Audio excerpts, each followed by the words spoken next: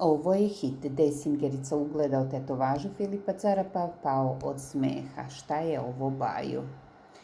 Kontroverzni reper Dragomir Despić, poznatiji kao Desingerica, gde god da se pojavi izaziva ogromnu pažnju javnosti s obzirom na njegove nastupe i performanse koji nikog ne ostavljaju ravnodušnim.